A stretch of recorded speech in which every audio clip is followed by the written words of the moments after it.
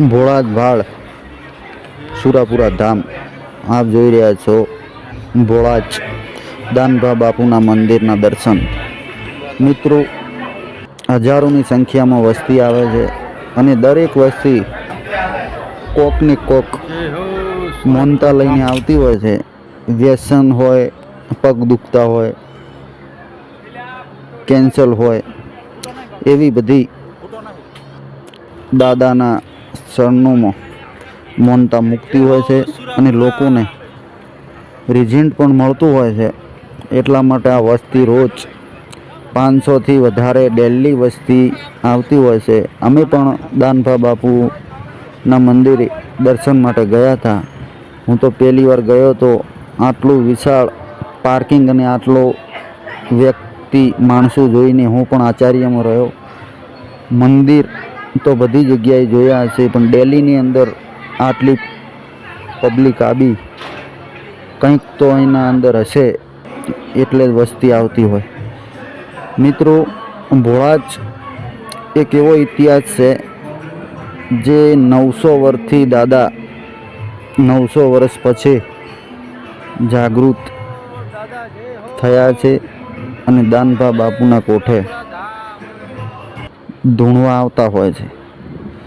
તો મિત્રો, આગળના વિડીયોમાં તમે જોજો પ્રસાદી અને વસ્તી આની અંદર કેટલું હજારોની સંખ્યામાં ડેલી વસ્તી આવતી હોય છે. ભોળાજનું મંદિર છે, પાછળ જોઈ રહ્યા છો.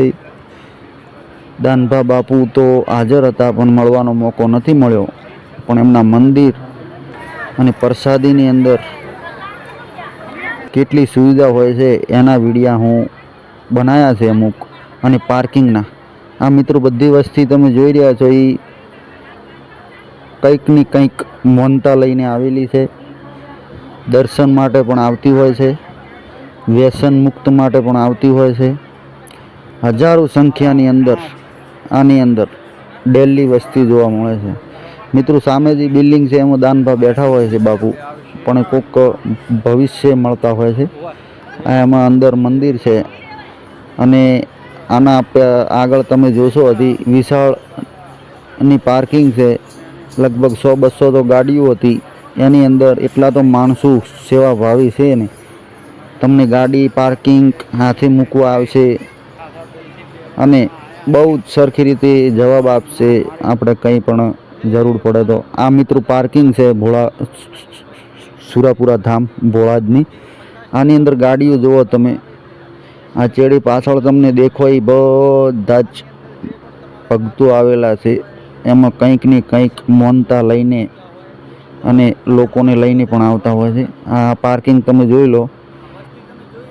પહેલી વાર વિડીયો જોવે આની તો એવું લાગે કે કંઈક મેળો હશે, પણ મિત્રો આ મેળો નથી. સામાન્ય એક ગામડું છે, એની અંદર એક મંદિર છે ભોળાજ દાનભા બાપુનું. અને આની અંદર ડેલી લોકો દાડો ઉગે અને હજારોની સંખ્યામાં વસ્તી દર્શન માટે આવતી હોય છે. લગભગ બનાસકાંઠાથી પણ ઘણા લોકો આવતા હોય છે અને અમે લોકો પણ ગયા હતા બનાસકાંઠાથી સ્પેશિયલ દર્શન માટે. અને બાજુ એક ભાઈ હારે તો એને વ્યસન મુક્ત માટે, તો એને રિઝલ્ટ મળ્યું હતું. એટલે અમે પણ વિચાર્યું કે દર્શન માટે જઈએ. આ બધું પાર્કિંગ છે અને આની અંદર જોવા પણ તમને મળશે કે પ્રસાદી પેલી બેન પાછળ બાર રિક્ષામાં બેઠી બેઠી પણ આશીર્વાદ લઈ રહી છે. મંદિરમાં ટ્રાફિક વધારે હોવાના કારણે. મિત્રો, દાનભા બાપુ એવું કહે છે કે અહીંયા આવવાની જરૂર નથી. તમે ફક્ત ઘરે 2 અગરબત્તીથી પણ આપનું મૌનતા રાખી શકો છો. અહીંયા આવવાની કોઈ જરૂર નથી. દૂર વ્યક્તિ હોય અને તમારી મૌનતા સફળ થાય એના પછી જ તમે આવો. આ દાનભા બાપુનું મંદિર છે આગળ જે તમને હોમો દેખાય.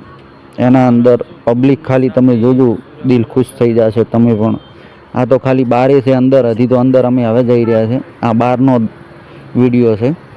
અંદર તમે જોજો, દિલ ખુશ થઈ જશે. આ બધું પાર્કિંગ છે મિત્રો. બાઇક એટલે ગાડીઓ એટલી, અને લોકો તો અંદર તો આમ બેસવાનો પણ માગ નહીં, એટલા વસ્તી આવે છે. તો મિત્રો, ભોળાજ એકવાર અવશ્ય દર્શન માટે જો. આ મિત્રો અંદર મંદિરના અંદર જવાનો રસ્તો છે. આની અંદર પણ વસ્તી તમે જોઈ લો, હજારોમાં વસ્તી છે. આટલી ને આટલી તો હજી તો પાછળ બેઠી છે, પ્રસાદી લેવા માટે ગઈ છે. જમવાની પણ વ્યવસ્થા હોય છે અહીંયા. લોકો દૂરથી આવે તો રહેવા માટે પણ આની અંદર ઉત્તમ સગવડ છે. અને બાપુ એક પણ રૂપિયો લેતા નથી. પ્રસાદી લો, બિંદાસ ફરો, બાપુનું જે કામ હોય એ બાપુને મળો. હા મિત્રો, વસ્તી જોઈને હું પણ બહુ આશ્ચર્યમાં રહી ગયો કે આટલી વસ્તી, મેળો ના હોય ને મેળો એટલી તો અહીંયા વસ્તી હોય. આ એક સામાન્ય મંદિર છે મિત્રો, તો પણ વસ્તી હજારોની સંખ્યામાં આવતી હોય છે. અને દરેક એક પણ પબ્લિકને એવું નથી કે મૌનતા રાખી અને નિષ્ફળ ગઈ. દરેકને કામ આવે છે અને આવે છે. આ મિત્રો જમવાનું છે. આ જમવાની અંદર તમે જોઈ લીધું, હજારોની સંખ્યામાં વસ્તી પ્રસાદી લે છે, એક પણ રૂપિયો આપ્યા વગર. અને મિત્રો એટલી સુવિધા છે ને કે વસ્તી એના માણસો જે રાખેલા છે ને 50 જણાનો સ્ટાફ હશે, પણ એટલો વ્યવસ્થિત રીતે જવાબ આપે છે ને તમને કે ના પૂછો એટલી વાત. ઘરનું મેમ્બર પણ આપણને એ રીતનો જવાબ નથી આપતો, એટલું તો આ ભોળા દાનભા બાપુના માણસો આપે છે. અહીંયા બાપુ બેસે છે, સામે જે દાદા લસેલ રહ્યો ને એની અંદર બાપુ હોય છે. સુરાપુરા ધામ ભોળાત, અહીંયા બાપુનું બેઠક હોય છે, પણ કોઈને મળવા નથી દેતા. બાપુ વસ્તી વધારે હોય એના કારણે તમે તમારા રીતે આ દાનભા બાપુની ગાડી છે, જે ગાડી હમણાં જ લીધી, સ્ટીકર મારેલું છે પાછળ ભોળાદભાળ, તો મેં પણ વિડીયો ઉતારી લીધો કે ભાવિ ભક્તોને બતાડવા કોઈક દિવસ કામ આવશે. મિત્રો, આ ચેનલને પસંદ આવે ને આવા વિડીયો વધારે જોવા હોય તો આ ચેનલને સબસ્ક્રાઈબ કરવાનું ના ભૂલતા.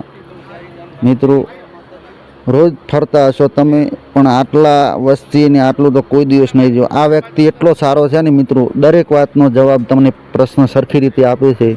દાનભા બાપુનું ચમત્કાર આટલો તો મેં કોઈ દિવસ જોયો નથી. જય હો ભોળા.